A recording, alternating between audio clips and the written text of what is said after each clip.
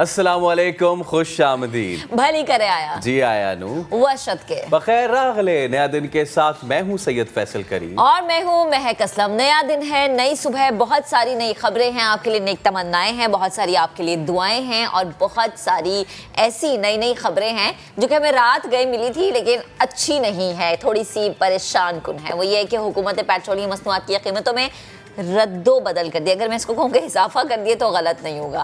Petrol की कीमत में 6 रुपये 72 पैसे इजाफा कर दिया गया है। अब जो नई कीमत है वो 233 रुपये 91 पैसे हो गई है। सुन तो ये रहे थे कि कम होगी, लेकिन कम क्या होती, सीधा छक्का पड़ा है। तो खैर इसके अलावा शो में आज है क्या और ये है कि मानसून सिस्टम एक और दाखिल हो गया है। गो के कल रात भी बारिश हुई कराची में, लेकिन कहा यह जा रहा है कि आज से कराची समेत सिंध भर में शदीद होगी, मूसलाधार। और ये सिलसिला जो है वो 18 अगस्त तक जारी रहने की तवक्को है। नशेबी इलाकों में अर्बन फ्लडिंग की वार्निंग भी जारी कर दी गई है। अच्छा जी, इसके अलावा जब बारिशें होती हैं तो फिर होता यह है कि तबाही हो जाती है। पानी तो आता ही आता है लेकिन तबाही होती है हमारे यहाँ सिर्फ। हाँ, हमारे यहाँ सिर्फ वो इसलिए क्योंकि हमारे यहाँ निज़ाम अच्छा नहीं है, हमारी इंफ्रास्ट्रक्चर अच्छा नहीं होता, हमारे यहाँ सिर्फ बातें अच्छी होती हैं।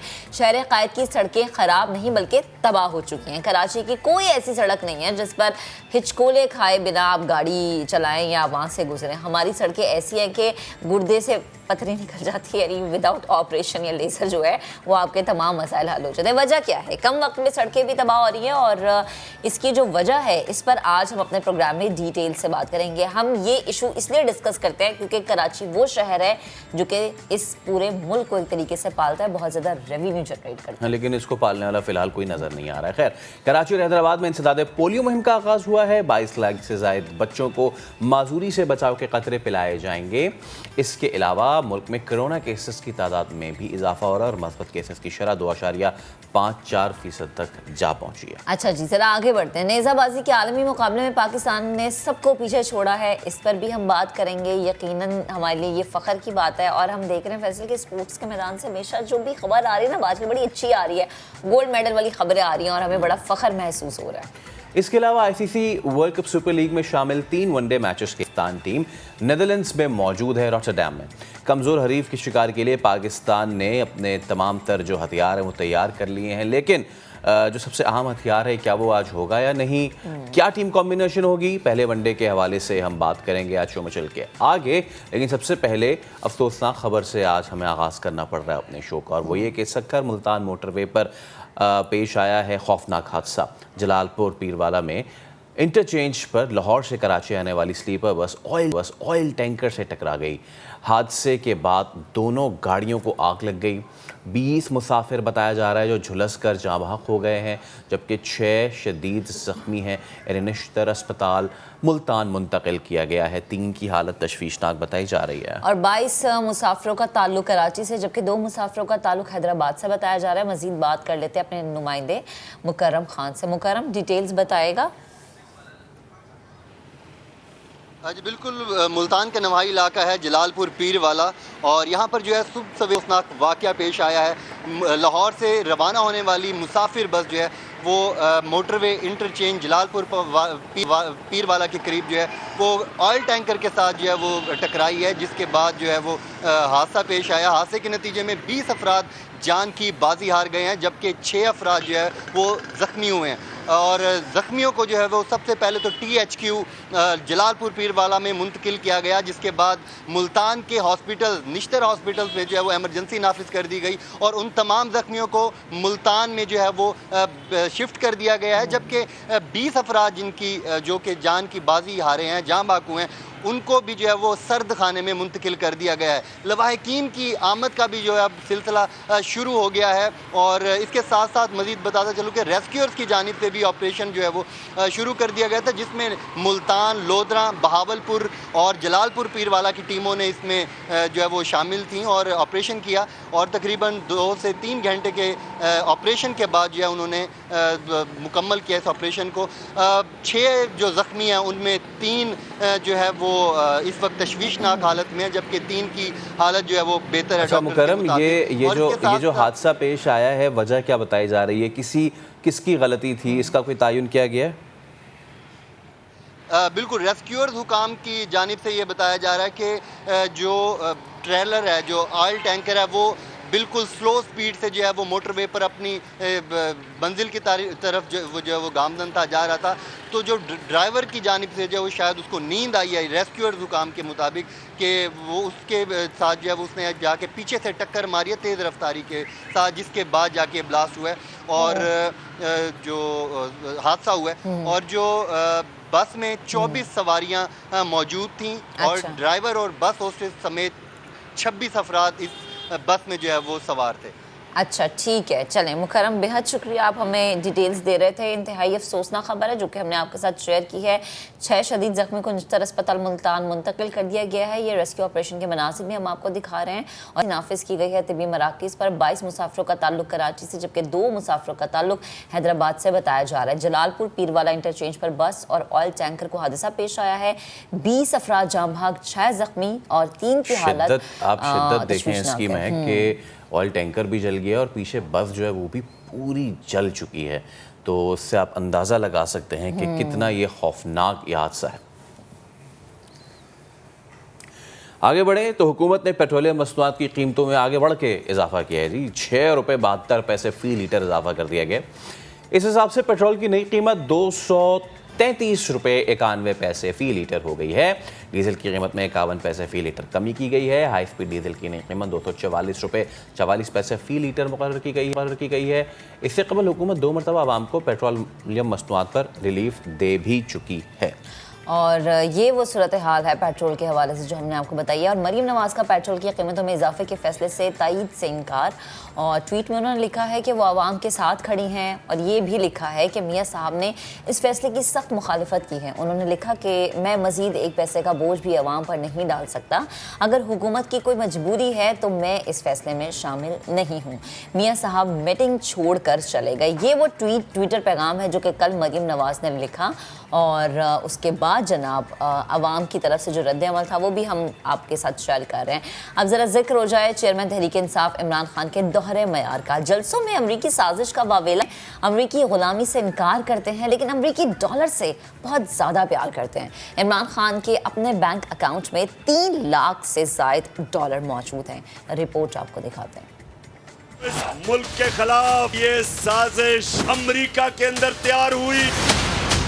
अमरीकी गुलामी से इनकार लेकिन अमरीकी डॉलर से प्यार। इमरान खान की दोगली पॉलिसी सामने आ गई। अमरीकी गुलामी से आज़ादी का नारा लगाने वाले इमरान खान के बैंक अकाउंट में 3,23,000 से ज़ायद अमरीकी डॉलर्स की मौजूदगी का इंकशाफ हुआ है। इस रकम को पाकिस्तानी करेंसी में कन्वर्ट किया जाए तो तकरीबन 7 करोड़ रुपए बनते हैं। मैं एंटी अमेरिकन नहीं हूँ, एंटी अमेरिकन नहीं हूँ। खान साहिब का अमरीका मुखालिफ बयानिया शायद सियासी पॉइंट स्कोरिंग से ज्यादा कुछ नहीं। जलसों में अमरीका को ललकारने वाले इमरान खान का अमरीकी सफीर से मुबैना पसे पर्दा टेलीफोनिक राब्ता भी कुछ रोज पहले हुआ था। लोग अपने महबूब से वीडियो कॉल करते हैं, इमरान खान अमरीकी सफीर से वीडियो कॉल करता है। और तो और अमरीका से ताल्लुकात बेहतर बनाने के लिए तहरीक इंसाफ ने अमरीकी लॉबिंग फर्म से खिदमात भी हासिल कर रखी हैं, जिस पर सियासी हरीफ भी सवालात उठा रहे हैं। पीटीआई ने अमेरिका में पीटीआई का मुकदमा बढ़ाने के लिए एक लॉबिंग फर्म हायर की है। नो न्यूक्लियर टेक्नोलॉजी का बानी आपका क्यों लॉबिस्ट है अमेरिका में? वज़ीर आला खैबर पख्तूनख्वा महमूद खान ने अमरीकी सफीर का ऐवान वज़ीर आला में पुरतपाक इस्तकबाल किया और उनसे गाड़ियों का तोहफा भी वसूल किया था। सवाल ये बनता है कि क्या इमरान खान बौखलाहट का शिकार हैं? एक सांस में शहबाज गिल के बयान को गलत करार दिया तो दूसरी सांस में दीगर सियासतदानों के बयानात के हवाले दे दिए। एक इंटरव्यू में इमरान खान ने यह दावा किया कि शहबाज गिल को बराना करके तशद्दुद का निशाना बनाया गया। सियासी माहौल जो इस वक्त चल रहा है उसी पर बात करने के लिए सीनियर एनालिस्ट जैगम खान साहब हमें ज्वाइन कर चुके हैं। जैगम साहब बेहद शुक्रिया वक्त देने के लिए। Good morning. खान साहब के दोहरे मयार की समझ नहीं आती है। किसी इंटरव्यू में कोई बयान दे देते हैं, किसी जलसे में खड़े होकर कोई तकरीर कर देते हैं। क्या मेंटली डिप्रेशन में है वो? उनकी बॉडी लैंग्वेज, अगर मैं वो 13 अगस्त वाले जलसे की भी बात करूँ, वो नहीं थी जो हम उससे पहले जलसों में देख चुके हैं। क्या वजह लगती है आपको? آپ کو ان کے جو فالوورز ان کی سمجھ آتی ہے کہ وہ اگر دائیں طرف چلے جائیں تو بھی وہ سچے ہوتے ہیں، اگر بائیں طرف چلے جائیں تو بھی وہ ٹھیک ہوتے ہیں، وہیں کھڑے رہیں تو وہ پھر بھی ٹھیک ہوتے ہیں۔ دیکھیے عمران خان کا جو طرز گفتگو ہے، جو کنٹرڈکشن ہے، آپ اس کو ٹرمپ صاحب سے ملا کر دیکھیے۔ 21ویں صدی کی جو ایک سیاست ہے جس کو پاپولسٹ اتھارٹیرینزم کہتے ہیں، کہ جو پاپولزم ہے یہ سچ جھوٹ سے آگے جا چکی ہے، جس کو کہتے ہیں نا پوسٹ ٹروتھ ورلڈ، کہ سچ کوئی نہیں دیکھتا سچ کیا ہے، صرف وہ بات بولی جاتی ہے جو اس وقت کے حساب سے موزوں ہو۔ یعنی جو ایسے رہنما ہوتے ہیں، ایسے لوگ ہوتے ہیں، وہ یہ نہیں دیکھتے جو بول رہے ہیں وہ سچ ہے یا وہ جھوٹ ہے، وہ یہ دیکھتے ہیں کہ اس وقت کون سی بات کہنے سے مجمع پر ان کے فالوورز پر اثر پڑے گا۔ تو عمران خان ایسی باتیں جو فیکچولی غلط ہیں وہ شروع سے کر رہے ہیں، خاص طور پر 2013-14 کے بعد سے جب وہ سیاست ان کی ایک نیا ٹرن لیا، اس وقت سے تو وہ مسلسل ایسی باتیں کرتے ہیں جن کی کوئی فیکچول بنیاد نہیں ہوتی۔ آپ دیکھیں انہوں نے جو 2018 کی کیمپین تھی اس میں جو بڑے بڑے حقائق بتائے تھے، مثال طور پر بتایا تھا کہ پاکستان کا لوٹا ہوا $200 بلین جو ہے وہ باہر رکھا ہوا ہے اور وہ سب کا سب ہم لے کر آئیں گے۔ اس میں سے کتنا آیا؟ صرف 190 جو تھا وہ ملین پاؤنڈ آیا، اور وہ جس سے لیا گیا تھا عمران خان نے اس کو واپس کر دیا۔ اس کے علاوہ پاکستان نے، نیب نے صرف جرمانے دیے، پیسے الٹے واپس گئے، تو اس پہ کوئی فیکچول بنیاد نہیں تھی۔ 300 ارب روپے شریف خاندان کی کوئی فیکچول بنیاد نہیں تھی، سامنے نہیں آئی۔ اس طرح کے بے شمار آپ کو ان کے دعوے لگیں گے، تو اب یہ اسی طریقے سے ہی چل رہے ہیں۔ لیکن اگر آپ سیاسی طور پر دیکھنا چاہتے ہیں کہ ابھی جو وہ بات کر رہے ہیں وہ یہ ہے کہ ان کی کوشش یہ ہے کہ آپ تھوڑا سا سٹیپ بیک کریں، وہ پیچھے کریں اپنے 2 بیانیوں سے جن کی وجہ سے ان کو اب سیاست میں مشکل پیش آ رہی ہے۔ ایک اینٹی امریکنزم کا بیانیہ، کیونکہ اینٹی امریکن حکومت آج کے دور میں دنیا میں قابل قبول نہیں ہو سکتی، اور ایسا بیانیہ بنایا گیا جس کی کوئی حقیقت میں بنیاد نہیں تھی، تو اس کی ایک بین الاقوامی بہت بڑی قیمت ہے۔ اس لیے انہوں نے لابیسٹ ہائر کیے ہیں، اور پاکستان میں اینٹی اسٹیبلشمنٹ بیانیے سے وہ پیچھے ہٹنا چاہتے ہیں، کیونکہ اس بیانیے میں وہ اتنے آگے چلے گئے تھے کہ وہ فوجی جو سرحدوں پر پہرا دیتے ہیں ان کی بھی توہین ہو رہی تھی، شہداء کی بھی توہین ہو رہی تھی، جس کی وجہ سے فوج میں بھی ناراضگی تھی، اسٹیبلشمنٹ اور فوج کے جو خاندان ہیں ان میں بھی ناراضگی تھی، اسٹیبلشمنٹ میں بھی تھی، اور عام لوگوں کا بھی ایک بڑا حصہ تھا جو اس کو بہت برا منا رہا تھا۔ اچھا زیغم صاحب، یہ تو آپ نے کہا نا کہ لابیسٹ ہائر کیے ہیں، ابھی ریسنٹ بھی ایک ڈیولپمنٹ ہوئی تھی جس میں نہ جانے پتہ نہیں کتنے سوشل میڈیا انفلوئنسرز ہائر کیے گئے تھے یہ ساری چیزیں کرنے کے لیے۔ کہنے کا مقصد صرف اتنا تھا زیغم صاحب کہ جو اقدامات ایک پارٹی اٹھاتی ہے اس سے ان کی پالیسی لائن، ان کی پالیسی ویژن کا جو ہے ہمیں اندازہ ہوتا ہے، لیکن اس طریقے کے اقدامات جب اٹھائے جاتے ہیں تو سیدھا لگ جاتا ہے کہ کوئی فیوچر پلاننگ نہیں ہے، اٹس جسٹ کہ جو بھی معاملات چل رہے ہیں اس پہ ایک واویلا کھڑا کرو، لوگوں کی رائے ہموار کرو، اور اس کے بعد اپنا کام آگے بناتے جاؤ۔ میری رائے میں پلاننگ تو ہوتی ہے، ایسا نہیں ہے کہ پی ٹی آئی کی پلاننگ نہیں ہوتی یا ان کا نیریٹو کسی پلان کا حصہ نہیں ہوتا، لیکن بعض اوقات پلان جو ہیں وہ بیک فائر بھی کرتے ہیں۔ دیکھیں انسان مستقبل کو تو نہیں دیکھ سکتا نا، اس وقت جو ان کا پلان تھا جب وہ حکومت سے باہر نکلے اور جو نیریٹو لے کر آئے، اس کا ایک پلان یہ تھا کہ جو لوگ ان سے دور ہو گئے ہیں ان کو واپس کیسے لائیں۔ 4 سال میں کوئی بہت زیادہ ڈیلیور نہیں کیا تھا، اپنے فالوورز بھی ناراض تھے، تو امریکہ کا جو بیانیہ لے کر آئے کہ دیکھو میں تو کارکردگی کی وجہ سے مجھے میرے اتحادیوں نے نہیں چھوڑا بلکہ امریکہ میرے خلاف آ گئے، تو اس کا ان کو فائدہ ہوا۔ پھر اسٹیبلشمنٹ پر اور دوسرے اداروں پر، عدلیہ پر دباؤ ڈالنے کا مقصد یہ تھا کہ ان کو اس بات سے روکا جائے کہ کوئی سٹیپ وہ عمران خان کے خلاف لیں، بلکہ یہ کوشش تھی کہ دوبارہ سے ان کو پہلے جیسی سپورٹ ملے۔ ایک حد تک تو ان کو فائدہ ہوا، لیکن کیونکہ انہوں نے اس کو زیادہ ہی کچھ کر دیا، بہت زیادہ آگے نکل گئے، تو اس کی وجہ سے ان کو نقصان ہونا شروع ہو گیا، تو اب وہ پیچھے ہٹنے پہ مجبور ہو گئے ہیں۔ لیکن بہت سے جو نتائج وہ لینا چاہ رہے تھے، ان کا خیال تھا کہ ان کے سٹیپس کے نتیجے میں بہت سے نتائج نکلیں گے، وہ نہیں نکلے، کچھ نتائج نکلے بھی ہیں۔ جی صحیح۔ اچھا زیغم صاحب، اب ذرا اگر ہم مریم نواز کے ٹویٹ کی بات کریں تو اس سے ٹویٹ سے تو یہ ظاہر ہوتا ہے کہ شاید میاں نواز شریف جو ہیں وہ خوش نظر نہیں آ رہے مفتاح اسماعیل کے فیصلوں سے، کیونکہ ہم دیکھ رہے ہیں کہ مریم نواز کی ٹویٹ وہ یہ کہہ رہی ہیں کہ میں اس فیصلے کی تائید نہیں کر سکتی، اور میاں صاحب میٹنگ چھوڑ کے چلے گئے جو پیٹرول کے حوالے سے انہوں نے ایک ٹویٹ کیا تھا. تو آپ کو کیا لگتا ہے یہ جو ٹویٹ ہے یہ کیا واقعی اس چیز کی واضح طور پر نشاندہی کر رہا ہے کہ مفتاح اسماعیل صاحب جو فیصلے کر رہے ہیں بڑے میاں صاحب اس سے خوش نظر نہیں آ رہے؟ اس لیے کہ بڑے میاں صاحب جو ہیں وہ سیاستدان ہیں، مریم نواز بھی سیاستدان ہیں، شہباز شریف صاحب بھی سیاستدان ہیں، لیکن مفتاح اسماعیل جو ہیں وہ ایک بہت اچھے پائے کے اکانومسٹ ہیں اور وہ سٹیٹس مین ہیں. وہ پاکستان کو اس بحران سے نکالنا چاہتے تھے جس بحران میں پاکستان سری لنکا کے راستے پر جا سکتا تھا. اور اسی ہفتے کا آپ اکانومسٹ پڑھ کر دیکھیے، اس میں لکھا ہے کہ اس میں پاکستان کے پاس غلطی کی کوئی گنجائش نہیں، زیرو گنجائش. ایک غلطی کی اور آپ گئے، اور انہوں نے مفتاح اسماعیل نے وہ راستہ لیا جو پاکستان کو بحران سے نکالے.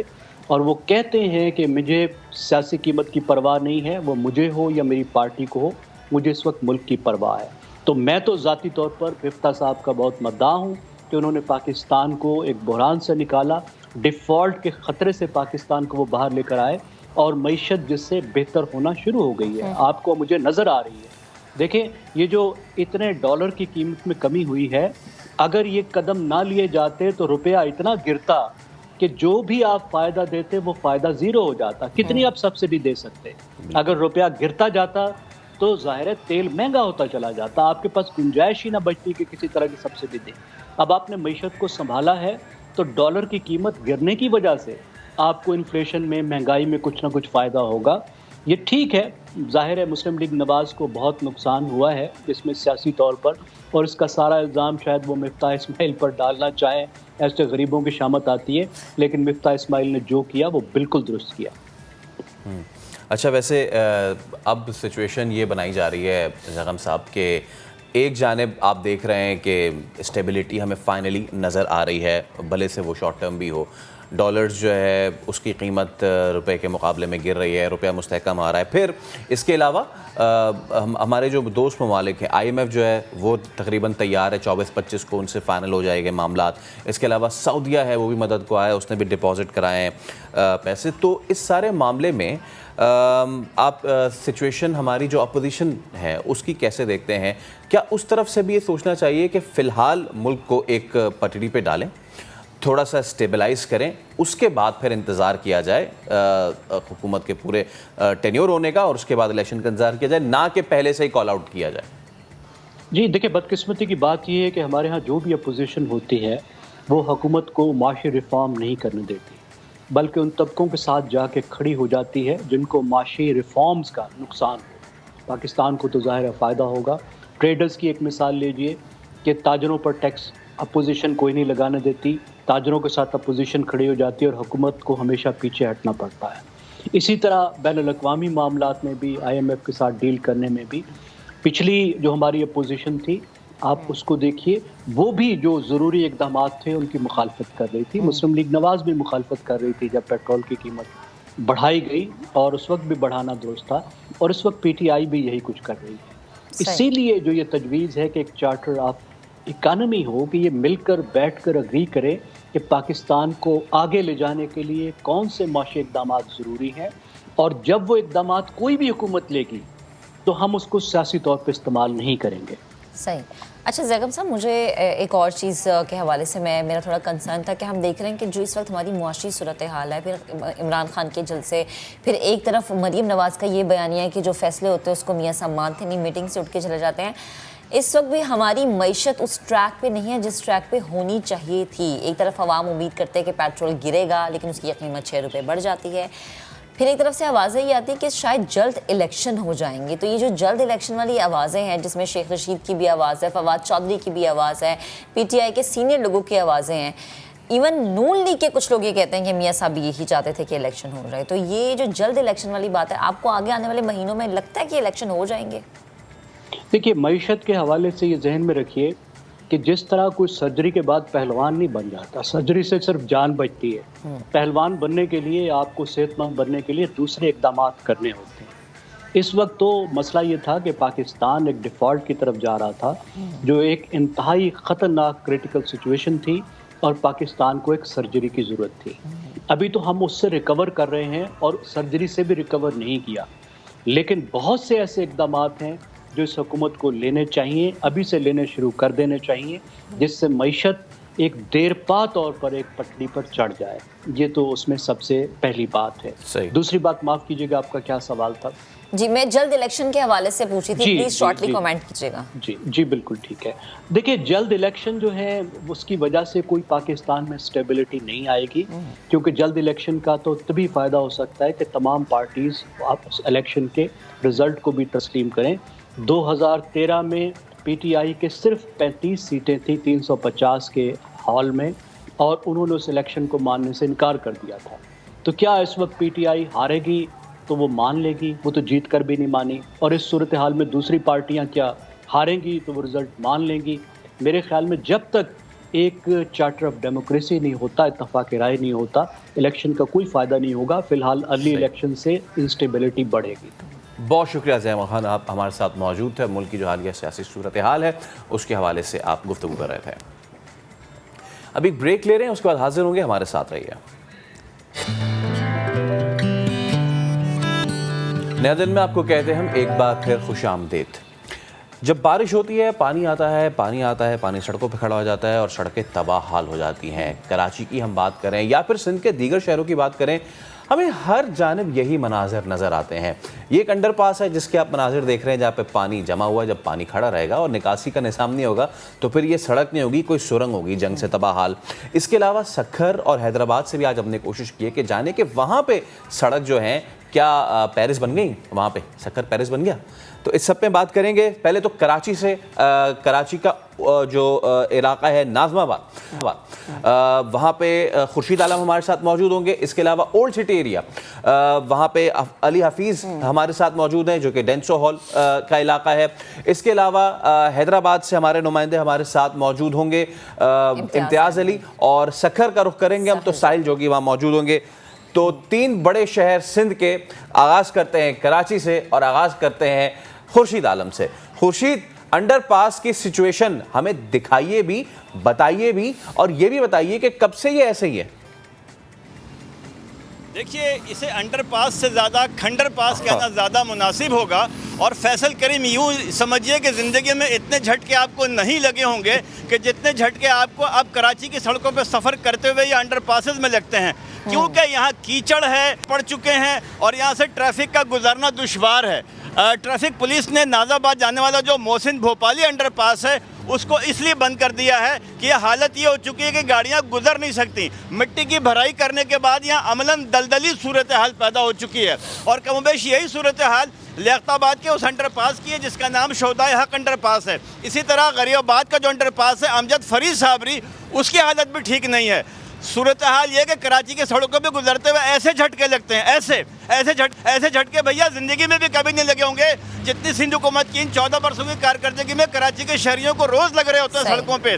और ये अंडर पासेस इतने बदतरीन सूरत हाल से दो चार हैं और ये जिम्मेदारी केएमसी की है कि इसकी देखभाल करे, इसकी फौरी मरम्मत करे।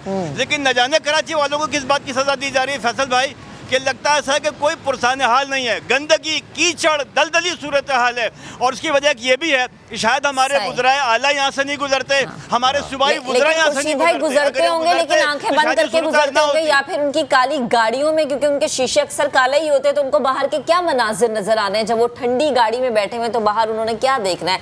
अब जरा अली हफीज की जानिब बढ़ते हैं। अली, बताएगा, आप डेंसो हॉल पे आप मौजूद है, इस इलाके में बैंक है, तजारती मराकिज़ है ये कराची का, और यहाँ इतनी बुरी सूरत हाल है इस वक्त जो आप मनाजिर देख रहे हैं, जहां पर आप खड़े हुए हैं, हम तो देख ही रहे हैं, प्लीज जरा आवाम के लिए एक्सप्लेन कीजिएगा। ये देखिए, कराची का ओल्ड सिटी एरिया जो है सबसे ज़्यादा टैक्स देता है, जो बजट बनता है उसके अंदर पाकिस्तान को चलाता है, ये इलाका सबसे ज़्यादा टैक्स देता है। इसकी जो शारा है, ख़ास तौर पे सड़कें जो है मुकम्मल तौर पे जो है तबाही से दो चार है, कहीं कहीं फुट के गड्ढे पड़े हुए हैं। कोई ये दूर दराज इलाका नहीं है, मेन सिटी है। आगे जो उल्टे हाथ पे एडमिनिस्ट्रेशन कराची का ऑफिस है, कुछ फासले पे सीएम हाउस है, गवर्नर हाउस है, अहम जो आई चंडीगढ़ रोड है, बड़ी शारा है, वो भी साथ में ही है, वहाँ की भी अबतर सूरत हाल है। एम रोड बराबर में है, वहाँ पर भी कहीं कहीं फुट गड्ढे पड़े हुए हैं। कराची वाले कह रहे हैं आखिर उन्होंने कौन से ऐसे गुनाह कर दिए जो पूरे शहर को जो है। आपके बैकग्राउंड में मैं देख रहा हूँ कि ये जो गाड़ियाँ और बाइक्स हैं वो किस तरह लहरें खाती हुई जा रही। कैमरामैन से दरखास्त करें, जरा दिखाएं ना बाकी पूरे पाकिस्तान को कि किस तरह कराची की सड़कों पे गाड़ियां चलती, जरा मनाजिर दिखाएं। जी, फरहान से कहूँगा मैं, कैमरामैन से फरहान यूसुफ, दिखाएं किस तरह हचकोले लेते हुए गाड़ियाँ जो है गुजर रही हैं, मोटरसाइकिलें हैं, कारें हैं, ट्रांसपोर्ट है, सब लोग परेशान हैं। आखिर क्या कब ये सड़कें सही होंगी। अभी हालिया दिनों में ये इत्तला आई है, खबर आई है कि 2.5 अरब रुपये जो है वो जो है मुख्तस किए गए कराची की सड़कों के लिए। अब 2.5 अरब रुपये जो है वो सड़कों पर लगेंगे या वो कहाँ जाएंगे, ये भी बहुत बड़ा सवाल है।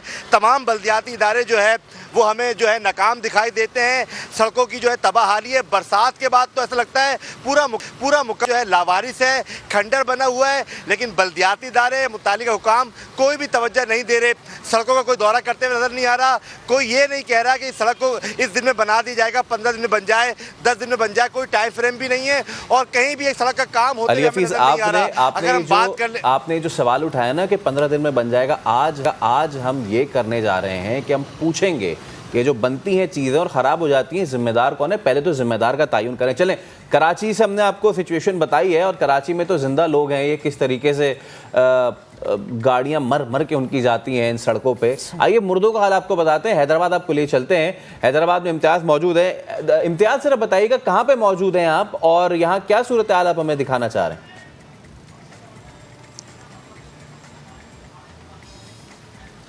जी फैसल करीम, कहा जाता है कि सुकून सिर्फ कब्र में है, मगर हैदराबाद में जो बल्दिया के जो अफसरान हैं और जो मुलाजिम हैं उनकी नाअहली की वजह से इस वक्त जो है कब्रिस्तानों में, शहर भर के तमाम तर कब्रिस्तानों में जो है कई फिट जो है वो पानी जमा है। मैं इस वक्त मौजूद हूँ, कदीमी कब्रिस्तान है, टंडो यूसुफ कब्रिस्तान में। यहाँ पर भी मेरे अकब में आप देख सकते हैं कि तकरीबन 2 से 2.5 फीट तक, 3 फीट तक भी जो है यहाँ पर पानी जमा है।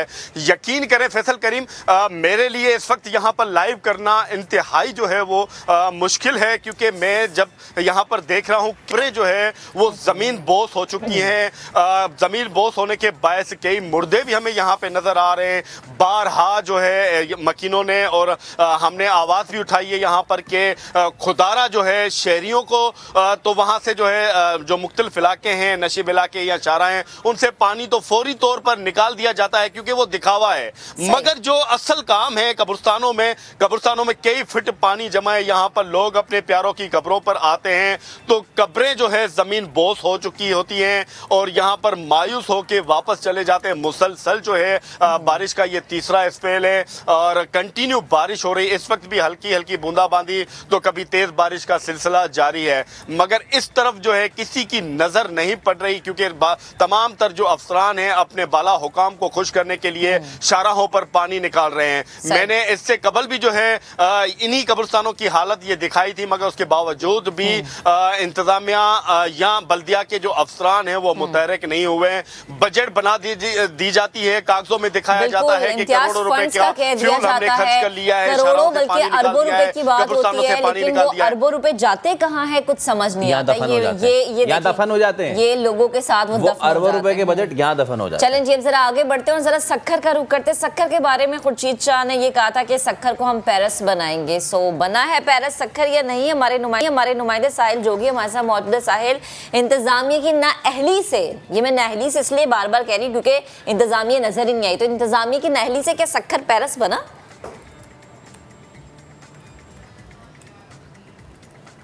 जी महक, देखें कि कराची और हैदराबाद की जिस तरह से सूरत दोस्तों ने बताई है तो सक्खर की सूरत भी इनसे कुछ मुख्तलिफ नहीं है। सक्खर जिसके लिए पीपल्स पार्टी की यह दावा है कि हमने पेरिस बना दिया है, लेकिन पेरिस ऐसा है जहां पर जो है लोगों को पानी तो पीने के लिए नहीं मिलता, लेकिन जब बारिश होती है तो ज़्यादा पानी जो है उनके घरों में और गलियों और मोहल्लों और सड़कों पर जमा हो जाता है। सक्खर शहर के अगर हम नशेबी इलाकों की बात करें तो Shalimar road, jail road, regent colony, new Pind, barrage road, उसके साथ साथ जो कुरैशी गोठ, बच्चल शामियानी और दीगर जो इलाके हैं वहाँ पर 1-1 फीट तक जो है पानी जमा है। 3 रोज़ गुजर गए हैं बारिश को, लेकिन अभी तक यहाँ पर जो है महकमा बल्दिया और उसके साथ साथ महकमा पब्लिक हेल्थ की जानिब से पानी निकाला नहीं जा सका। चंद घंटों की बारिश ने इन तमाम जो महकमा है उनकी जो है नाकस कारकर्दगी के जो तमाम पोल है वो भी खोल दिए हैं। अभी तक यहाँ पर पानी जमा है, लोगों के लिए घरों में रहना भी मुश्किल है तो बाहर निकलना भी मुश्किल है। मैं इस वक्त जो सखर रेलवे स्टेशन पर मौजूद हूँ। मेरा कैमरामैन शाहिद अली आपको ये दिखाया कि मेरे अकब में ये रेलवे स्टेशन जो है वो पानी में डूब रहा है। लोग जो है यहाँ पर जो है इसी बारिश के पानी से गुजर कर रेलवे स्टेशन पर मुसाफिर जाते हैं और टिकट्स कटा कर यहाँ से दीगर जो इलाके हैं वहाँ पे सफ़र करने जाते हैं। तो मैं बताता चलूँ कि ये शहर सखर और रोहड़ी जो है वो महकमा बल्दिया के जो मिनिस्टर है सैयद नासिर हुसैन शाह, उनका ये हल्का है और उनके शहर की ये हालत है। अगर उनके अपने शहर की ये हालत है, ये आज से नहीं है, सिंध के इलाके ये आज से ये हालत नहीं है। सखर खुर्शीद शाह का भी है, नासिर हुसैन शाह का भी है, ववेस शाह का भी है और पता नहीं किस किस का है, लेकिन सखर के आवाम का नहीं है, सिंध के आवाम का नहीं है, कराची के लोगों का नहीं है। बहुत शुक्रिया आप सबका। साहिल जोगी सखर से इम्तियाज़, इसके अलावा अली हफीज़ और खुर्शीद आलम जो हैं वो हमें अपडेट कर रहे थे कराची से। हम तो ले रहे हैं, लेकिन जैसे कि हमने आपको बताया था ब्रेक के उस पर जब हाजिर होंगे तो कोशिश करेंगे ये जानने की कि हमारी सड़कें हैं ये तारकोल से बनाई जाती हैं या फिर खाली सीमेंट बजरी बना के और छोड़ दी जाती हैं। इस पे हम एक्सपर्ट से भी बात करेंगे। हमारे साथ NED के जो वाइस चांसलर हैं डॉक्टर प्रोफेसर सरोज हशमत लोधी साहब वो मौजूद होंगे। एक ब्रेक के बाद हमारे साथ रहिए।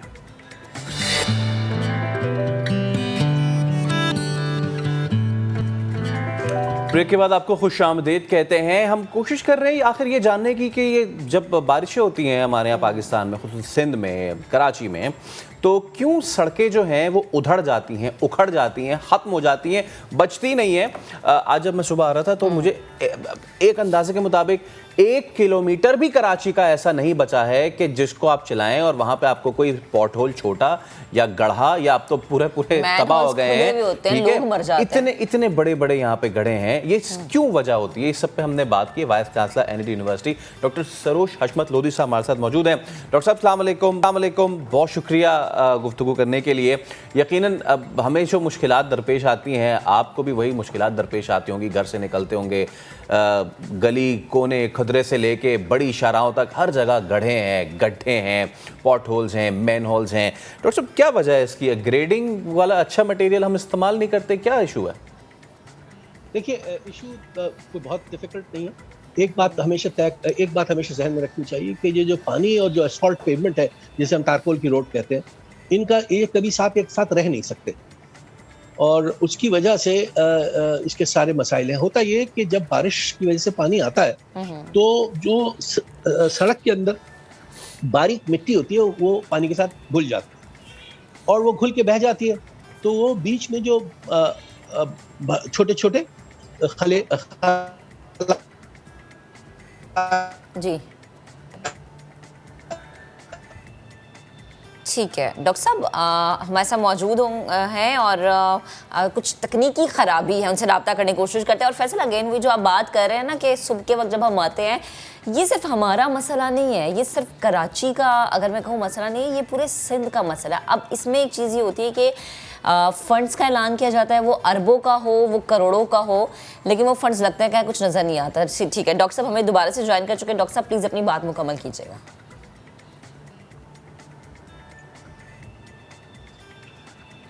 जी डॉक्टर साहब आप मुझे सुन पा रहे हैं?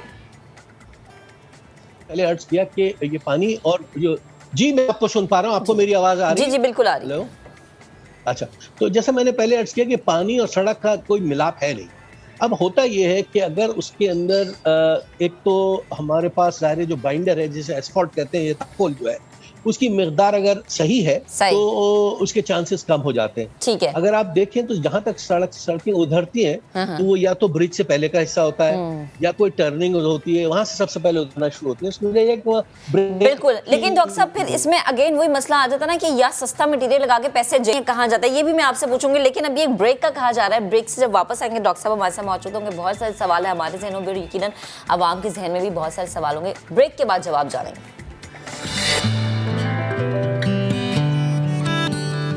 Welcome back once again. हम बात कर रहे हैं सड़कों के हवाले से। मेरी नज़र में जब मटेरियल बुरा लगेगा तो फिर होगा ये कि सड़कें बैठेंगी भी, गड्ढे भी पड़ेंगे और टूट फूट का शिकार भी होंगे। कराची में तो लगता है इतना बुरा मटेरियल यूज़ किया जाता है कि सड़कें नापैद हो जाती हैं। डॉक्टर सरोज हशमत इस वक्त हमें ज्वाइन किए हुए हैं, उनसे बात करते हैं। डॉक्टर साहब, जब हम लाहौर जाते हैं या हम इस्लामाबाद जाते हैं तो सड़कें बड़ी स्मूथ होती हैं, वहाँ पर ना गड्ढे मिलते हैं ना खड्डे मिलते हैं, बारिशें वहाँ पर भी बहुत होती हैं। अब ये मानसून का सीज़न, लाहौर में बहुत बारिश हुई, रिकॉर्ड बारिश हुई जिसने पिछले 2-3 सालों का रिकॉर्ड तोड़ा, लेकिन उसके बावजूद सड़कों का वो हाल नहीं हुआ जो कराची की सड़कों का हाल होता है। तो ये मटीरियल जो यूज़ किया जाता है, इसका डिफरेंस है या कोई और वजह है?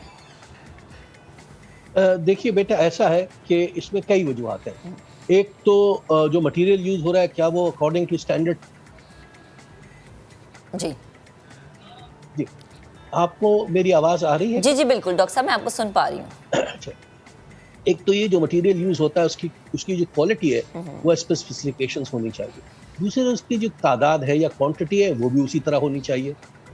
तीसरी एक बात बहरहाल हमें जहन में रखनी चाहिए कि ये इस साल जो अगस्त के महीने में बारिशें हुई हैं वो पिछले सारे रिकॉर्ड तोड़ दिए हैं। तो इन सारी चीज़ों का कॉम्बिनेशन है कि जिसकी वजह से रोडों का हाल ज़रा अबतर है और ख़ासी परेशानी होती है आने जाने में।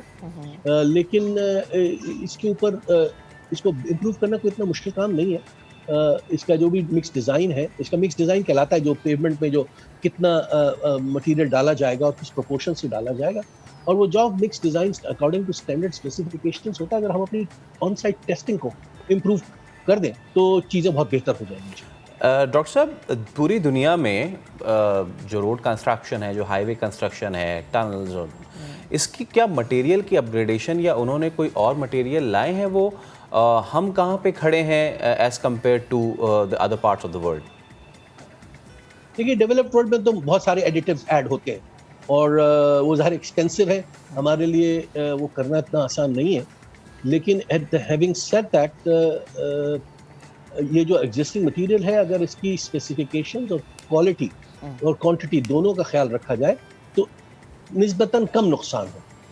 अब ये अनफॉर्चुनेट है कि ज़ाहिर है कि होता है और कहीं बहुत ज़्यादा होता है, स्पेशली उन जगहों पे जहाँ पर ब्रेक्स लगते हैं, गाड़ियाँ ब्रेक्स लगाती हैं और वो जगह ज़्यादा आसानी से उधर जाती है एज़ कम्पेयर टू, अगर आप देखेंगे तो बीच रोड में निस्बतन कम होते हैं। मैं ये नहीं कह रहा बिल्कुल नहीं होते, लेकिन निस्बतन कम होते हैं। लेकिन टर्निंग्स पे, राउंड अबाउट्स पे, ब्रिजेस के आगे पीछे, ये जगह है जहाँ ज़्यादा चीज़ें होती हैं। और जो आप अभी टीवी पर दिखा रहे हैं एक अंडरपास है, और उसकी भी वजह यही है कि जब गाड़ियाँ अंदर आती हैं तो वो स्पीड से नहीं आती जिस स्पीड से वो सड़क पे चल रही होती है, तो वो जो ब्रेकिंग इफेक्ट है वो चीज़ों को मज़ीद ख़राब करता है। अच्छा डॉक्टर साहब, एक और चीज़, as compare to other cities, अब सिचुएशन ये बन रही है हमारे यहाँ, जैसे को पता है कि जब सड़क बनती है उसकी टेस्टिंग होती है, फिर उसमें ये लेयर्स के हिसाब से बनती है, हर लेयर तकरीबन 5 इंच 6 इंच की रखी जाती है।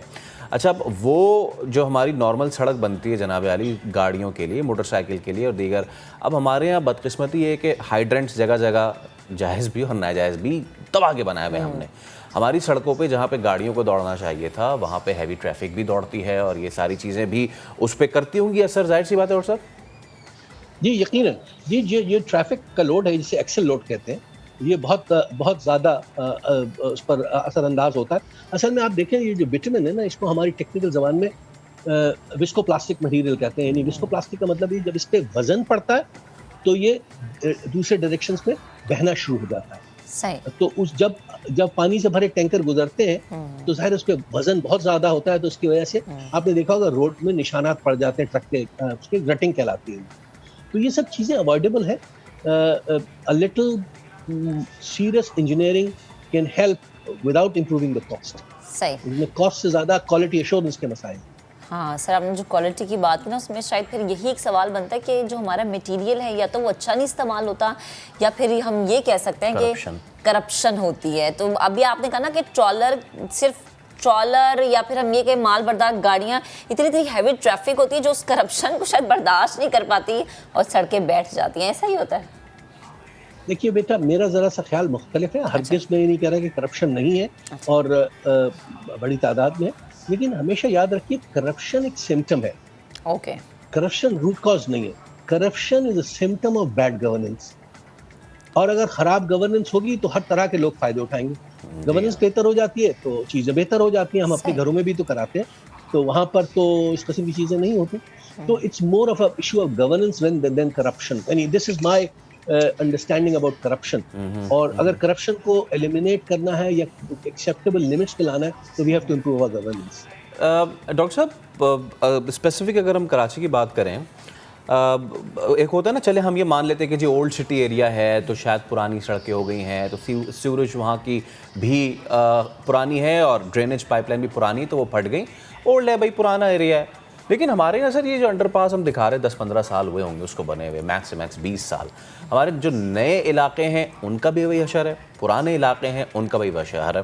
اور کیونکہ ہم پورا ٹریول کرتے آتے ہیں، میں گلستان جوہر میں رہتا ہوں، وہاں سے لے کے یہاں تک آئے چندریگر تک مجھے 1 کلومیٹر کی سڑک ایسی نہیں نظر آتی کہ جہاں میں کمفرٹیبلی چلا سکوں، چھوٹے ہول سے لے کے بڑے ہولز تک. اس کا حل ہے کوئی master plan, anything? I don't know, آپ بتا سکتے ہیں بہتر. جی بالکل حل ہے. دیکھیے، ان دا فرسٹ پلیس سڑکوں پہ پانی کھڑا ہی نہیں ہونا چاہیے. اب ہے یہ کہ جو بارش کا پانی ہے اس کی نکاسی کے لیے نالے بنائے جاتے ہیں، اور بارش کی پانی کے لیے کی نکاسی کے لیے نالے بنائے جاتے ہیں، اور جو سیوریج سسٹم ہے وہ الگ ہوتا ہے. انفارچونیٹلی ہمارے یہاں یہ سب چیزیں مکس ہو گئی ہیں. جو نالے ہیں وہ فنکشنل نہیں ہے جس طرح سے ہونے چاہیے تھے. سیوریج سسٹم پرانا ہے، اب پانی کو نکالنا ہوتا ہے تو وہ گٹر کے ڈھکن کھول دیے جاتے ہیں، اس میں سے وہ کچرے کے ساتھ سب کچھ جاتا ہے. تو that creates a bigger problem. اب اس کا حل یہ ہے، اور اگر آپ اجازت دیں تو میں ایک مثال دیتا ہوں. جی پلیز. اگر آپ محمود، کراچی میں 2 بڑے دریا گزرتے ہیں جو کہ پرینیل نہیں ہے لیکن برساتی دریا ہیں، ندیاں ہیں، ایک لیاری اور ایک ملی. اور اس لیاری اور ملی ریور سے 3 بڑے نالے کنیکٹ ہوتے ہیں. لیاری ریور سے کنیکٹ ہوتا ہے گوجر نالا اور اورنگی نالا، اور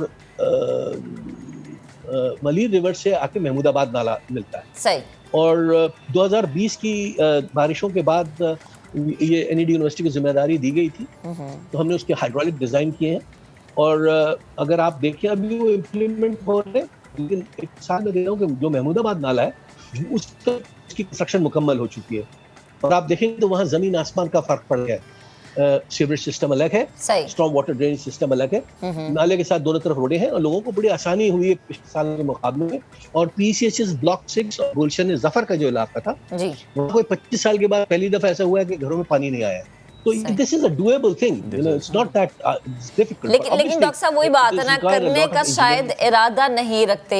ایک اچھی گورننس ہمیں چاہیے، ایک اچھی ول ہمیں چاہیے، جو کہ ہمیں نظر نہیں آتے، اور بات اگر مگر کاش پہ آ کے رک جاتی ہے. بہت شکریہ، آپ ہمارے ساتھ موجود تھے، آپ نے ہمارے ساتھ گفتگو کی. اب ذرا آگے بڑھتے ہوئے آپ کو بتائیں کہ دبئی میں سلطان انٹر ٹینٹ پیگنگ کمپٹیشن کا انعقاد کیا گیا. نیزہ بازی کے عالمی مقابلے میں 10 ٹیموں نے حصہ لیا. ٹیم سلطان نے سب کو پیچھے چھوڑ دیا. ٹینٹ پیگنگ ایونٹ پاکستان کے نام رہا. پہلے ہم ٹیم کے کپتان سلطان بہادر عزیز جو کہ ڈربن سے ہمارے ساتھ موجود ہے، ساؤتھ افریقہ سے، اس پہ ہم بات کریں گے، اور اس کے بعد نیزہ بازی فیڈریشن کے صدر جو ہیں معزز صاحب زادہ سلطان صاحب، ان سے بھی گفتگو کریں گے. تو سلطان صاحب سے ہم گفتگو بھی کریں گے. بہادر صاحب ہمارے ساتھ موجود ہیں. آپ کو سب سے پہلے تو پوری ٹیم کی طرف سے بہت بہت مبارکباد.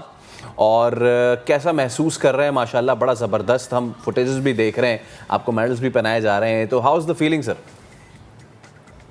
بسم اللہ الرحمن الرحیم. جی سب سے پہلے تو میں سما ٹی وی کا شکریہ ادا کرتا ہوں جی کہ آپ نے نیزہ بازی کے حوالے سے یہ پروگرام کیا. جناب فیلنگ الحمدللہ بڑی اچھی ہیں جی، اللہ تعالیٰ نے بڑا کرم کیا.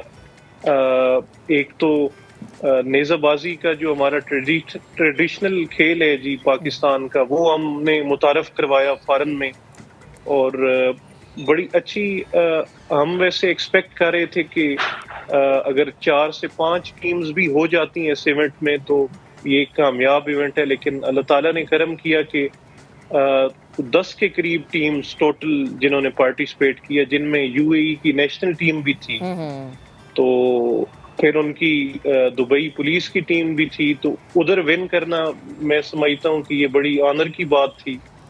تو الحمدللہ جی. صحیح.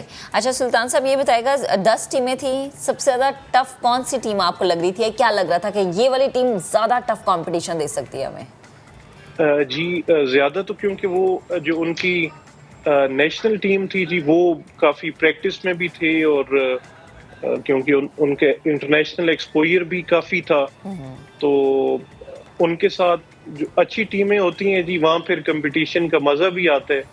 تو جو ان کی نیشنل ٹیم تھی جی اس نے ٹف ٹائم دیے جی. ان کا سکور جو تھا ہمارے بڑے کلوز چل رہا تھا، پہلے راؤنڈ میں ہمارا تقریباً ایک جیسا سکور تھا جی، پھر سیکنڈ راؤنڈ میں بھی سیم سکور تھا، پھر تھرڈ میں ہم نے بہتر کر کے ون کیا جی. زبردست. اچھا سلطان صاحب مجھے یہ بتائیے گا کہ یہ جو گیم ہے یہ ٹپکل ہمارا اپنا کلچر ہے، اس سے ہماری مٹی کی خوشبو آتی ہے. تھوڑا سا اس سفر کو بھی بتائیے گا کیونکہ صاحبزادہ سلطان صاحب کی بھی اس پہ بڑی محنت ہے. انڈیا میں بھی ہم جیت کے آئے، پھر آپ لوگوں نے ماشاءاللہ سے یہاں بھی کیا. اس اسپورٹس کا آپ ہمارے ملک میں کیسا اس وقت دیکھ رہے ہیں سچویشن، فیوچر کیسی دیکھ رہے ہیں اس کی؟ جی میں سمجھتا ہوں جی کہ صاحبزادہ سلطان صاحب کا ان کا ویژن ہے جی، جس وجہ سے ابھی جو پاکستان کی نیشنل ٹیم ہے اس میں بھی جو رائڈرز کی میجورٹی ہوتی ہے وہ ٹیم سلطان ہمارے کلب سے ہوتی ہے. اس کی وجہ یہ ہے کہ ہمارا جو کلب ہے ہم مختلف ایونٹس اس حوالے سے آرگنائز کرتے ہیں. صاحبزادہ صاحب کے جو گراس روٹ لیول سے ایک نرسری پاکستان کے لیے تیار ہو پلیئرز کی، تو اس کا رزلٹ بھی الحمدللہ جو ٹیم آپ نے مینشن کیا انڈیا گئی تو اس نے بڑا اچھا پرفارم کیا جی.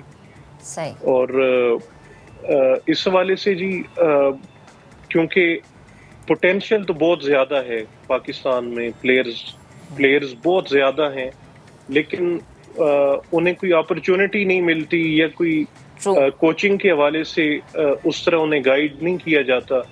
تو پیچھے اپریل میں ساؤتھ افریقہ سے بڑی اچھی کوچ ہیں، ان کو ہمارے کلب نے بلایا ہوا تھا پاکستان میں، تو بڑی اچھی ان کے ساتھ ٹریننگ سیشن رہا ہمارا. تو ابھی ان کے پروونشل کمپٹیشنز ہو رہے ہیں ادھر ساؤتھ افریقہ میں، تو ابھی ہم ان کے کلب کی طرف سے، تو یہ ایک بڑی اپرچونٹیز ہوتی ہیں جو پلیئرز کو مزید نکھارتی ہیں، بہتر کرتی ہیں جی. اچھا سلطان صاحب ابھی آپ نے بات کی کہ پاکستان میں ٹیلنٹ بہت ہے لیکن اپرچونٹیز نہیں ملتی، تو یہ اپرچونٹیز ہمارے ٹیلنٹ کو دینے کے لیے کیا ہم ان فیوچر دیکھیں گے کوئی پروگرام شروع کیا گیا؟ کیونکہ ظاہر ہے اگر ہمارا ٹیلنٹ چھپا ہوا ہے تو شاید آپ جیسے لوگ جو ہیں وہی اس ٹیلنٹ کو نکال کے دنیا کے سامنے لا سکتے ہیں. تو ہم دیکھیں گے ان فیوچر کوئی اویئرنیس پروگرام، بچوں کو ٹیلنٹڈ جو بچے انہیں سامنے لانے کا کوئی پروگرام اگر شروع کیا جائے؟ جی ابھی پیچھے الحمدللہ جی جو ہماری ایکویسٹرین فیڈریشن ہے اس کے الیکشن ہوئے تو صاحبزادہ سلطان صاحب اس کے ابھی نیولی پریزیڈنٹ بھی سلیکٹ ہوئے ہیں. تو یہ انشاءاللہ آپ کے ویژن میں ہے کہ ہم نے اس کو بنیاد سے بہتر کرنے ہیں جی. تو انشاءاللہ ابھی اللہ تعالیٰ نے چاہا تو پاکستان میں انٹرنیشنل ٹیمز بھی آئیں گی. جب آپ کے ہوم گراؤنڈ میں ایونٹس ہوتے ہیں تو اس کی ایک اور اپریسیشن ملتی ہے جی. تو انشاءاللہ پچھلے کافی عرصے سے پاکستان میں انٹرنیشنل ٹیمز نہیں آئیں گی، تو ابھی میں ایکسپیکٹ کر رہا ہوں کہ انشاءاللہ اللہ تعالیٰ نے چاہا تو ہم انٹرنیشنل ٹیمز کو پاکستان میں ہوسٹ کریں گے. اور باقی جو ہے جی جو ہمارے نیو جنریشن ہے جو نیزہ بازی کرنا چاہ رہے ہیں تو انشاءاللہ ان کو بھی ہم انکریج کریں گے. مختلف ڈسٹرکٹس میں یا ڈویژن لیول پہ، ریجنل لیول پہ ہم اس گیم کو لے کے جائیں گے تاکہ اس میں مزید نکھار آ سکے جی. ٹھیک ہے، بہت شکریہ کپتان ٹیم سلطان، ہمارے ساتھ موجود تھے سلطان بہادر، اور ہم آپ کو بیسٹ آف لک پہ وش کرتے ہیں. اور بڑا یہ مہک بڑا جس میں کہتے ہیں نا کنٹریبیوشن ہے ٹیم سلطان کا، چاہے آپ ریسنگ دیکھیں یا پھر ٹینٹ پیکنگ دیکھیں، اس میں بہت آگے بڑھ چڑھ کے اب جو ہے وہ پارٹیسپیشن ہو رہی ہے. اور خاص طور پہ یہ جو گھڑ نیزہ بازی ہوتی ہے یہ ایک بڑا پاکستان کا، صوبہ پنجاب کا بڑا ہی اپنا سا گیم ہے. اپنا سا گیم ہے. چلیں جب ہمارے ساتھ ہمیں جوائن کر چکے صاحبزادہ سلطان، صدر ہیں نیزہ بازی فیڈریشن کے، بہت شکریہ وقت دینے کے لیے. Good morning sir. آپ نے نیزہ بازی میں نام بنایا، جیپ ریسنگ کو پہچان بنایا، انٹرنیشنل لیول پر پاکستان کو متعارف کرایا. اب ماشاءاللہ سے ہم دیکھ رہے ہیں کہ فیڈریشن کی صدارت کا منصب آپ نے سنبھالا ہے. آگے کیا کیا ٹارگٹس ہیں آپ کے؟ آگے جی ٹارگٹس یہی ہیں کہ انشاءاللہ پاکستان کے پرچم کی سربلندی کے لیے ہم مختلف پلانز کر رہے ہیں، مختلف چیزیں کر رہے ہیں، اور انشاءاللہ जो अपकमिंग बाकी हमारे इवेंट्स तो मुख्तलिफ़ कंट्रीज़ में चल रहे होते हैं नेज़ाबाजी के, लेकिन EFP के अंदर चूँकि नेज़ाबाजी के अलावा बाकी जो घोड़ों से रिलेटेड डिसिप्लिन्स हैं, जिसमें शो जंपिंग है, इवेंटिंग है, ड्रेसाज है, इंशाल्लाह उनके फ़रोग़ के लिए भी हम काम करेंगे। और उसके साथ साथ नेज़ाबाजी के जो वर्ल्ड कप क्वालिफायर्स हैं वो भी पाकिस्तान को मिले हैं, और इंशाल्लाह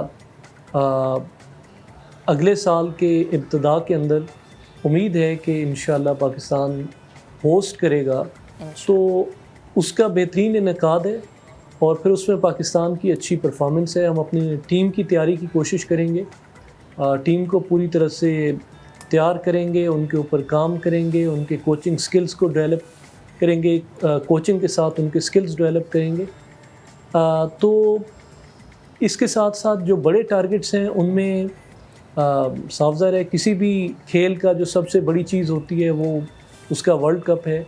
तो वर्ल्ड कप क्वालिफायर्स के बाद हमारी कोशिश होगी कि हमारी अगली निगाहें वर्ल्ड कप के ऊपर मरकूज़ रहें, लेकिन उसके साथ साथ हमने इस खेल को न सिर्फ पाकिस्तान में बल्कि पूरी दुनिया में इसके फ़रोग़ के लिए काम करना है, कोशिश करनी है। तो हमारी इसके ऊपर मुख्तलिफ़ प्लान्स हैं, मुख्तलिफ़ चीज़ें हैं हमारे ज़हन में। तो हमारी जितनी फर्टर्निटी है, हमारी जितनी इस खेल से वाबस्ता लोग हैं, उनकी मुशावरत के साथ और हमारे जो सीनियर्स हैं उनकी रहनुमाई के साथ हम कोशिश करेंगे कि हम आगे के प्लान्स बनाएं। अच्छा, नेज़ाबाजी के प्लेयर से पाकिस्तान का सबसे बड़ा क्लब बनाने तक और फिर फेडरेशन की सदारत मिलना, ये कैसा रहा सफ़र आपका? बतौर प्लेयर जी बिल्कुल आप मुख्तलिफ़ अंदाज से चीज़ों को देखते हैं, मुख्तलिफ़ अंदाज से प्लान करते हैं। तो बतौर प्लेयर चूँकि घोड़ों का स्पोर्ट है, इसके अंदर बड़ा एग्रेशन भी है और बहुत इसके अंदर वलवला भी है, तो आप थोड़े एग्रेसिव अपने आप को रखते हैं और बहुत स्किलफुल भी है, तो इसमें फोकस्ड भी होते हैं आप।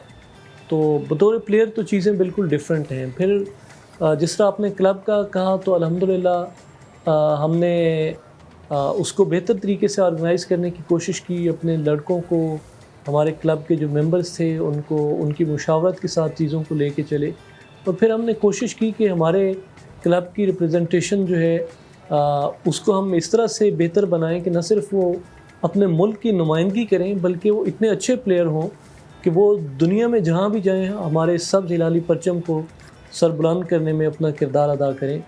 तो अल्लाह के करम से जब भी पाकिस्तान टीम बाहर गई है, और उसमें बाकी लड़कों ने भी, पूरी टीम की बड़ी अच्छी परफॉर्मेंस रही, और हमारे लिए बड़े एजाज़ की बात है कि जो लड़के, जो प्लेयर्स हमारे क्लब से वाबस्ता थे, हर बार अल्लाह ने उनको बड़ी इज़्ज़त दी और उन्होंने वहाँ पे गोल्ड मेडल लेके आए, सिल्वर मेडल लेके आए और बड़ी अच्छी परफॉर्मेंसेस दे के आए।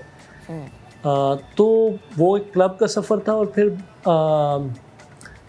EFP की जो ये प्रेसिडेंटशिप है, मैं इसके लिए जितने भी हमारे सीनियर्स हैं, जितने भी हमारे अकाबिर हैं, जितने भी हमारे साथ एग्जेक्टिव कमेटी, एग्जेक्टिव बोर्ड के जितने मेंबर्स हैं, उन सब की सपोर्ट से, उन सब की मुआवनत से और उनके एतमाद से ये एक बहुत बड़ी ज़िम्मेदारी है, मैं समझता हूँ।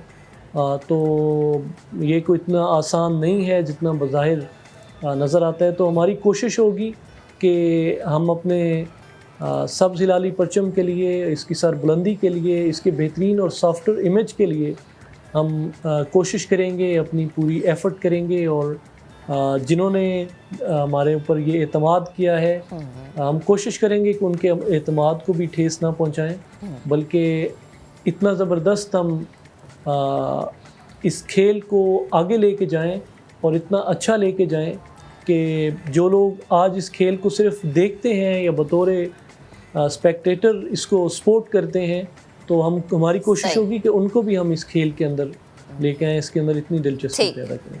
सर, बेहद शुक्रिया वक्त देने के लिए, गुफ्तगू करने के लिए। अब ज़रा हम आगे बढ़ जाते हैं اور آگے بڑھتے ہوئے آپ کو بتائیں قائد اعظم محمد علی جناح پاکستان کے ہی نہیں دنیا کے عظیم ترین لیڈرز میں سے ایک ہیں. ان کے مزار کی عمارت کراچی کا فخر ہے. مزار کی عمارت کی داستان سما کے نمائندے خصوصی ریحان احمد کی رپورٹ میں آپ کو دکھاتے ہیں.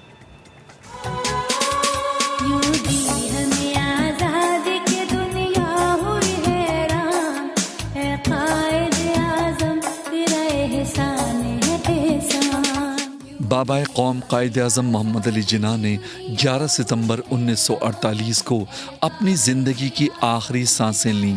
ان کی وفات کے بعد ان کی آخری آرام گاہ کو ایک ایسے انداز سے تعمیر کرنے کے بارے میں سوچا گیا کہ جو قائد اعظم کی شاندار شخصیت کے شایان شان ہو. اس کے ساتھ ہی اس عمارت میں یہ خوبی بھی موجود ہو کہ پاکستان بھر میں کسی دوسری عمارت کا اس سے موازنہ نہ کیا جا سکے.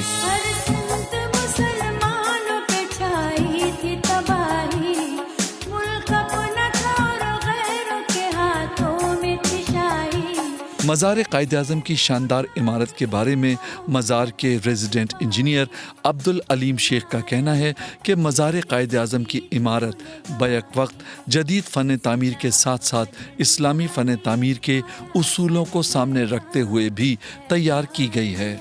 اگر آپ اس بلڈنگ کا آرکیٹیکٹ دیکھیں گے تو یہ اسی مرچنٹ ہی was from Bombay. He was also the family architect of mister Jinnah. یہ جو بلڈنگ جو آرکیٹیکٹ تھا اس کا جو ڈیزائن محترمہ فاطمہ جناح نے ہی سلیکٹ کیا تھا. ان کے پاس مختلف قسم کے ڈیزائنس آئے تھے تو ان میں سے انہوں نے یہ ڈیزائن سلیکٹ کیا اور اس کے بعد اس بلڈنگ کے اوپر کام شروع ہوا. 1960 میں اس بلڈنگ کا کام شروع ہوا اور 1966 تک اس کا سپر اسٹرکچر جو ہے وہ کمپلیٹ ہوا تھا 6 سال کے عرصے میں. ماربل یہاں پہ جو اس میں لگا ہوا ہے اس کا ایک بیوٹیفل ماربل پیٹرن ہے جس کو آف سیٹ ماربل کہلاتا ہے. مطلب یہ جو اس کی جو ٹائلز ہیں وہ اس کی 8 انچ کی تھکنیس اس کی ٹائلز ہیں اور یہ پیور پاکستان اوریجن سے اویلیبل ہے ماربل. یہ کوئی بھی امپورٹڈ ماربل نہیں ہے. پاکستان کی کیوریز سے پیور وائٹ ماربل جو ہے یہاں پہ انسٹال کیا گیا ہے. یہ بلڈنگ جو ہے وہ باہر سے ہم اس کو غور سے دیکھیں تو یہ اسکوائر شیپ میں ہے. اندر سے یہ ایکچولی آکٹاگن میں ہے. 8 اینگلز 8 سائڈز. بیوٹیفل بلڈنگ ہے. پورے مزار کے اندر آپ دیکھیں گے تو مسلم آرکیٹیکچر ڈپکٹ کر رہا ہوتا ہے. مونس اینڈ آرکیٹیکٹ اسٹارس اینڈ ساری چیزیں یہ ریفلیکٹ کر رہی ہوتی ہیں. آرچز ووڈن آرچ بھی ہیں اور برونز آرنامنٹل آرچ بھی ہے. مزار قائد اعظم محمد علی جناح کے بیرونی حصے کی طرح اس کا اندرونی حصہ بھی منفرد ہے. خاص طور پر عظیم دوست ملک عوامی جمہوریہ چین کی طرف سے بطور تحفہ پیش کیا جانے والا فانوس عمارت کے اندرونی حصے کی خوبصورتی کو 4 چاند لگا دیتا ہے. 2016 میں پرانے فانوس کی جگہ نیا فانوس نصب کیا گیا. دیکھیں جو پرانا شینڈلر تھا وہ بھی میڈ اپ آف گولڈ تھا. گولڈ سے بنا ہوا تھا. اس میں گولڈ کی ایک مخصوص گرامیج استعمال ہوئی تھی.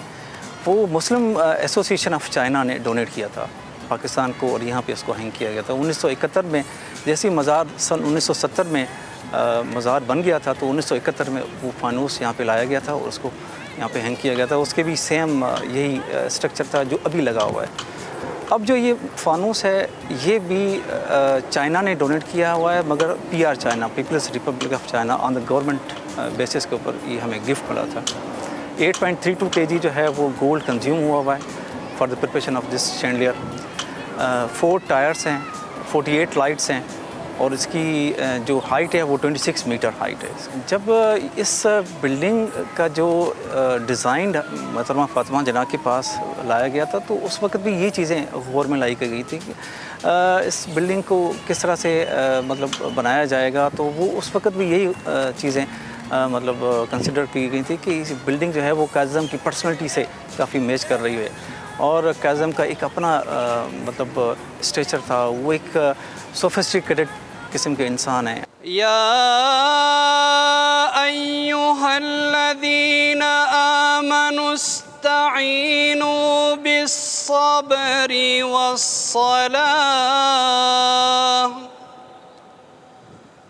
ان اللہ مع الصابرین.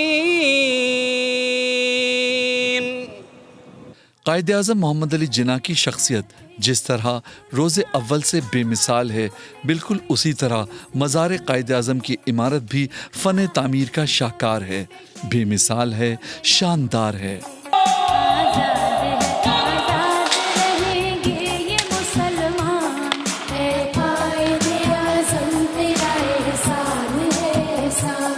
مزار قائد اعظم صرف ایک عمارت نہیں بلکہ نشانی ہے اس عظیم ہستی کی جس نے اپنے عزم اور ارادے کی قوت سے دنیا کے نقشے پر پاکستان تخلیق کیا اور بر صغیر کے مسلمانوں کو ایک آزاد وطن کا تحفہ دیا۔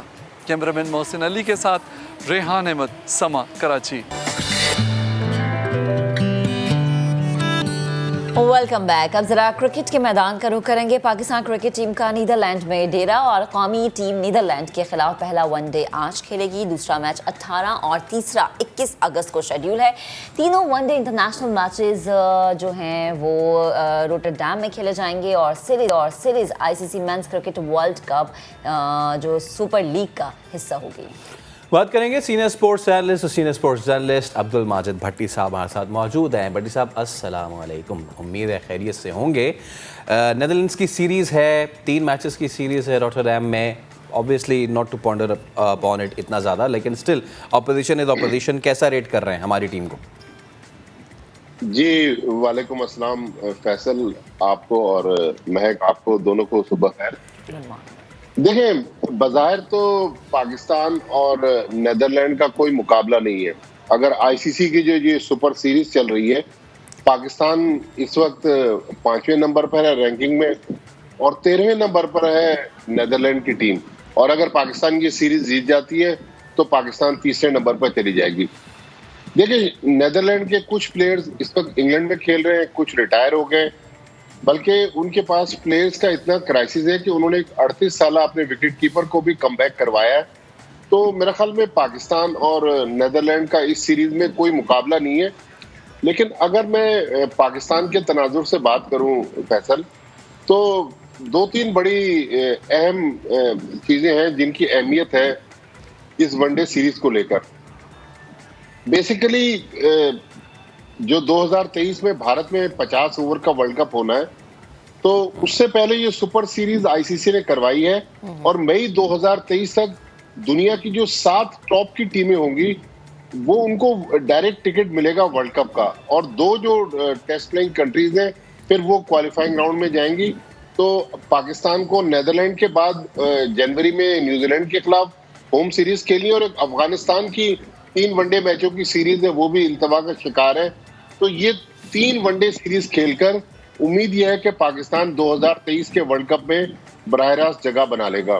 پھر پلیئرز کے پراسپیکٹو سے 1-2 چیزیں ہیں کہ پاکستان اپنی ون ڈے ٹیم چونکہ اسٹیبلش کر رہا ہے، کچھ 1-2 سلاٹس ہیں جن پہ ہمارے پاس اس وقت پلیئرز کا مسئلہ ہے، چونکہ شاہین شاہ آفریدی پہلے 2 میچز میں تو ٹیم مینجمنٹ کہتی ہے کہ اویلیبل نہیں ہے، تو میرا نہیں خیال وہ تیسرا میچ بھی کھیلیں گے، کیونکہ 27 تاریخ کو ایشیا کپ شروع ہو رہا ہے اور 28 کو پاکستان انڈیا کا میچ ہے، تو پاکستان شاہین پہ خطرہ نہیں لے گا۔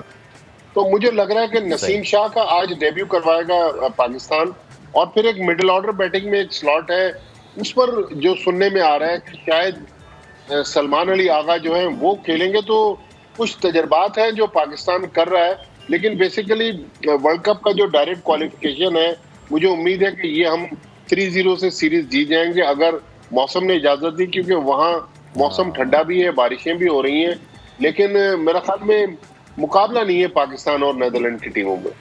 بالکل۔ اچھا بھٹی صاحب، میں اس سے ہٹ کے بھی ایک بات کرنا چاہ رہا تھا۔ ریسنٹلی ہم نے دیکھا حسنین، انہوں جب وہ پہلے گئے بگ بیش لیگ میں بڑی زبردست کارکردگی دکھائی، انہوں نے اس وقت ان پہ آن گراؤنڈ اعتراض اٹھایا گیا، اب دوبارہ وہ کلیئر کرا کے آئے، پھر انہوں نے بولنگ شروع کی، اب مارک اسٹوائنس نے اگین پلینگ آن گراؤنڈ ان پہ جو ہے وہ چاکنگ کا الزام لگایا ہے۔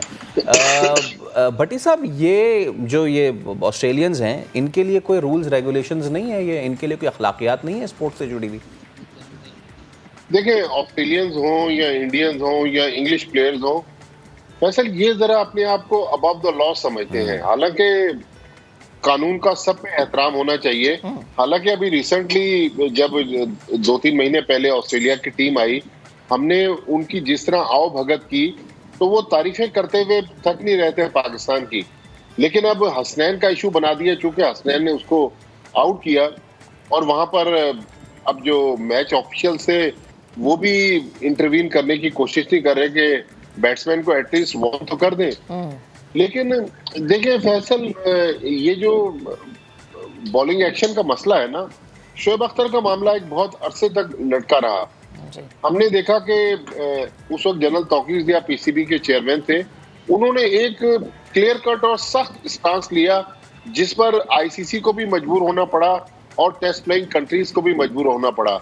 ये गोरे जो हैं ये बाज़ औक़ात आपकी नफ्सियात से भी खेल रहे होते हैं। मेरे ख्याल में ये जो स्टोनिस ने हरकत की है वो बेसिकली एक तो चूंकि आउट होके आए थे, उनको गुस्सा था हसनैन पे, फिर वो नफ्सियाती गेम भी, माइंड गेम, नफ्सियाती गेम, साइकोलॉजिकल वारफेयर जो होती है वो भी कर रहे होते हैं। लेकिन हसनैन के मसले पर मेरे ख्याल में पाकिस्तानी टीम मैनेजमेंट को या पाकिस्तान क्रिकेट बोर्ड को एक बार क्लियर कट स्टांस लेना होगा, वरना आज एक ऑस्ट्रेलियन प्लेयर ने उसके बॉलिंग एक्शन को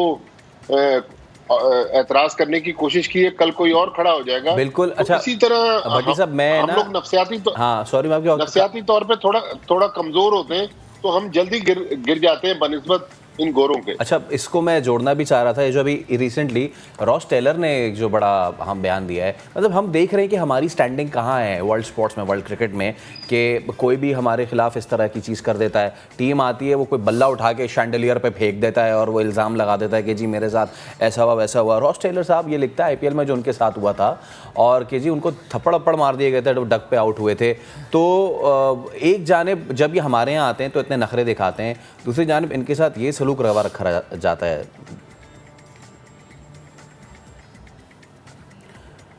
भट्टी साहब से भी हम रब्ता करने की कोशिश करेंगे, लेकिन खैर हमने बात की आज पाकिस्तान वर्सेस नेदरलैंड्स, और ये बड़ा ज़रूरी है ऑल्दो के बाबर ने ये कहा है कि जी वो बिल्कुल भी अपोजिशन को हल्का नहीं लेंगे, और ये एक अच्छी प्रेपरेशन हो सकती है आगे एशिया कप के लिए, बिकॉज नेदरलैंड्स के साथ इतने टफ मुकाबले एक्सपेक्ट नहीं कर रहे हैं। But now it's all about Asia cup में तगड़ा मुकाबला होगा हमारा इंडिया वर्सेस पाकिस्तान, उसके बाद दीगर टीम से भी। अभी एक ब्रेक लेते हैं, ब्रेक के बाद दोबारा हाजिर होंगे। Stay with us.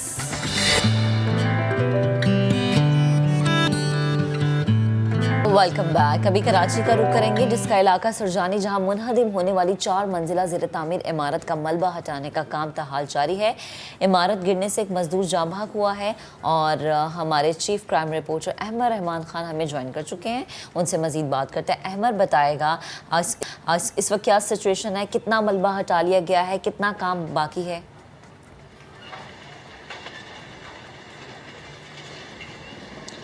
जी देखिए महक, रात गए तकरीबन 12:15 बजे ये 4 मंजिला इमारत का स्ट्रक्चर जो है वो मुनदिम हुआ था, लेकिन अफसोस की बात ये, यहाँ पर जो इलाका मकीन है वो हमें ये बताते हैं कि रात भर जो है वो रेस्क्यू ऑपरेशन इंतहाई सुस्त रवि से जारी रहा है। सुबह यहाँ पर जो है वो हैवी मशीनरी पहुँची है और अब जो है वो मलबा उठाने का काम जो है वो किया जा रहा है। मेरे कैमरामैन शाहिद बलोच आपको दिखाएं कि अब हैवी मशीनरी का इस्तेमाल जो है वो यहाँ पर किया जा रहा है। इससे कबल लोग हमें ये बताते हैं कि सिर्फ एक शावल जो आया था उसकी मदद से जो है वो काम हो रहा था।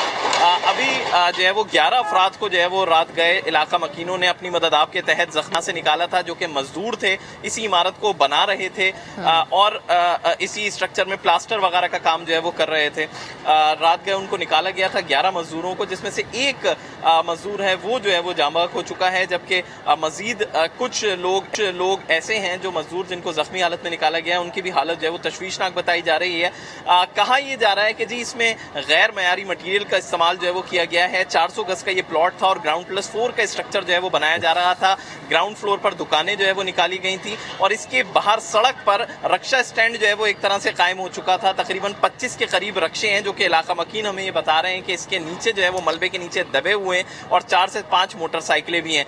ये इस सरजानी टाउन सेक्टर 4D का इलाका है और यहाँ पर हम ये देख रहे हैं कि इस इलाके में चारों तरफ जो है वो इस वक्त यही काम जारी है पोर्शंस के हवाले से कि 240 गज का प्लॉट प्लॉट हो या फिर 400 गज का उसमें ग्राउंड प्लस 4 का या ग्राउंड प्लस 3 का स्ट्रक्चर जो है वो खड़ा कर दिया जाता है। मेरे कैमरामैन अगर शायद आपको सामने वाली सड़क के मनाजिर दिखाएं तो इसके बिल्कुल सामने जो बिल्डिंग्स हैं वहां पे भी आ सकते हैं कि वो पूरे अपार्टमेंट्स ही जो है वो और पोर्शंस ही जो है वो बना दिए गए हैं और ये 240 गज या 400 गज के प्लॉट्स हैं जहां पर ये काम जो है वो किया जा रहा है। इंतजामिया अफसोस की बात ये है कि उस वक्त हरकत में नहीं आती जब ये कंस्ट्रक्शन की जा रही होती है। किसने इसका मैप अप्रूव किया और किसने इसकी पिलंत और इसमें जो इस्तेमाल होने वाला मटीरियल है उसको सही करार दिया, तो उन अफसरान के खिलाफ भी कार्रवाई जरूरी है।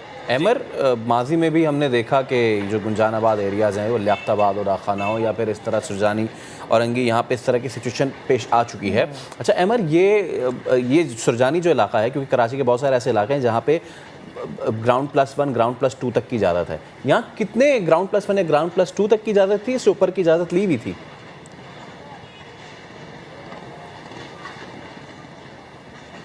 जी देखिए, वैसे 400 गज के प्लॉट पर इससे ऊपर भी जो है वो तामीरात की जा सकती हैं, लेकिन तामीरात का मयार क्या है ये ज़रूरी होता है, कितने ज़्यादा खुदाई करके उसकी बेस तामीर की गई है, ये तमाम तर चीज़ें भी देखनी होती हैं। इसके लिए डिपार्टमेंट्स मौजूद हैं जो क्लियरेंस सर्टिफिकेट इशू करते हैं कि क्या मटीरियल इस कंस्ट्रक्शन में इस्तेमाल किया जा रहा है और कितनी मंजिल ये तामीर कर सकते हैं। लेकिन हमने तो कराची में ये तक देखा है कि 60 गज के प्लॉट पर लोगों ने 6-6 मंजिल तामीर कर दिया, जब अफसरान तब अपनी कुर्सियों से नहीं हिले और उन्होंने विजिट्स नहीं किए उस जगह का, तो ये तो फिर भी 400 गज पर जो है वो 4 मंजिलें बनाई जा रही थी। लेकिन अफसोस की बात यह है कि इस मटीरियल को चेक नहीं किया जाता कि बिल्डर्स क्या मटीरियल जो है वो इस्तेमाल करके एक आम शहरियों को अपार्टमेंट बेच के जा रहे हैं। अभी तक तो वो लोग यहाँ पर नहीं आए, क्योंकि जो लोगों से हमारी बात हुई इलाका मकीनों के, तो वो ये बताते हैं कि जी ये इन्होंने जो है वो बेचने थे जो है वो तमाम अपार्टमेंट, और कुछ की जो है वो बुकिंग भी कर ली थी, यानी कि एडवांस पैसे भी जो है वो बिल्डर ने ले लिए थे। तो अब ना बिल्डर यहाँ पर है, क्योंकि पुलिस से जो हमारी बात हुई है तो वो कह रहे हैं कि बिल्डर भी यहाँ पर नहीं है, और अभी तक तो वो लोग भी यहाँ पर नहीं आए जो इससे मुतासिर हुए हैं, जिन्होंने इसमें बुकिंग कराई थी और अपना जिंदगी भर के पैसे जो है वो इस बिल्डर के हवाले किए थे, तो अब तक तो वो भी लोग यहाँ पर नहीं आए। ठीक है अहमद, बेहद शुक्रिया, आप हम कर रहे थे, बेहद शुक्रिया आपका। आगे बढ़ते हैं। बरसगीर पाक व हिंद समेत दुनिया भर में करोड़ों दिलों पर राज करने वाले अजीम कव्वाल, मौसीकार और गुलकार उस्ताद नुसरत फ़तेह अली ख़ान को मद्दाहों से बिछड़े 25 बरस गुजर गए।